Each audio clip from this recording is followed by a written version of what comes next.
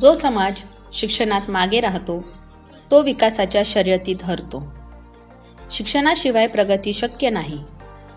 स्त्री शिक्षित झाली तर समाज प्रगतीच्या दिशेने जातो.